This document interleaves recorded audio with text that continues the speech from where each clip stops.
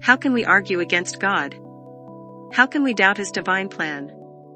How can we go against His word, telling ourselves that He must have got this part that we don't appreciate wrong? There's a lot that we don't understand about Him, and a lot that goes against our desires. But that doesn't mean He's wrong, or that we shouldn't do what He's telling us to, or that we should look for loopholes. His teachings are for our protection. Because at the end of the day, no matter how much it hurts us to admit, we don't know better. We were made by God, we can never be God. How many incidents we witness in everyday life and on the news, unnecessarily, just because people refuse to follow His teachings. Breaking news: drunk driver had an accident. Doesn't God tell us to be sober-minded? Shocking stat: 50% of married people get divorced. There's a massive increase in abortion and fatherless children. Didn't God told us not to have sex before marriage? Can you see what happens when we are left to our own devices? Do what thou wilt? What are you talking about?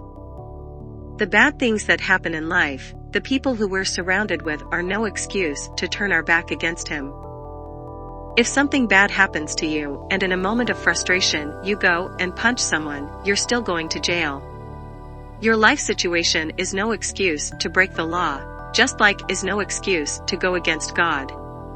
It's exactly in those moments that you must exert self-control and lean on Him. He didn't put you in that situation, people and your actions did. He did allow for it to happen, but how are you going to respond? Do what thou wilt is the same thing as taking a shot in the dark. And just because the people who we wrongly admire seem to be happy and successful while doing it, it's a perfect example of the blind following the blind. Just like a bridge with rails, rules are in place for a reason. Not to restrict us, but to prevent us from falling. It's funny how we go after something that we were never born with: control. Self-control is different, but control was never ours to begin with, and it never will. Think about it: rich people are only in that position because someone else or a group of people allowed it. They had to give up control and behave accordingly to what those people wanted, and so they gained power. But as soon as those rich people do something that those people don't want, they'll lose their power. So, where is the control? Why are people giving up control for people who don't have control? No one has control but God. Thank God.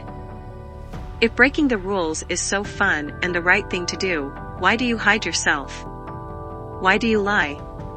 Why do you want to live among people who you don't know what their next move is going to be? And you know very well that even if you're the worst person in the world, you want to associate yourself with the good ones. Why? What's so desirable about structure, safety, reliability, loyalty? However, doing whatever you want from time to time would be perfect. But it's just like Jesus said, if you're not with me, you're against me. It would be the same thing as marrying a good, loyal person, be the perfect spouse to them, and every 6 weeks cheat on them. Do you see the issue here? By doing whatever we want, we're allowed to steal, rape, kill. Oh, wait, you don't want that? There's a limit, is there? Who decides that? You? I thought we were supposed to do whatever we wanted. Who needs rules? Just like you're the predator, you're also the prey. But, what about the other people? Forget about them. Don't copy them, don't even worry about being accepted by them, or fear them. The only one who you must fear is Yahweh. I know, but He's not here right now. And I'm hurting. What do I do?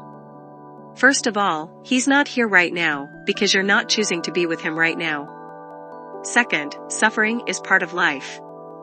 You cannot know pleasure without knowing pain. Third, read the Bible and pray, time and time again, and you'll know what to do. Do what thou wilt is for selfish people. And selfish have no place in the heavenly kingdom of God.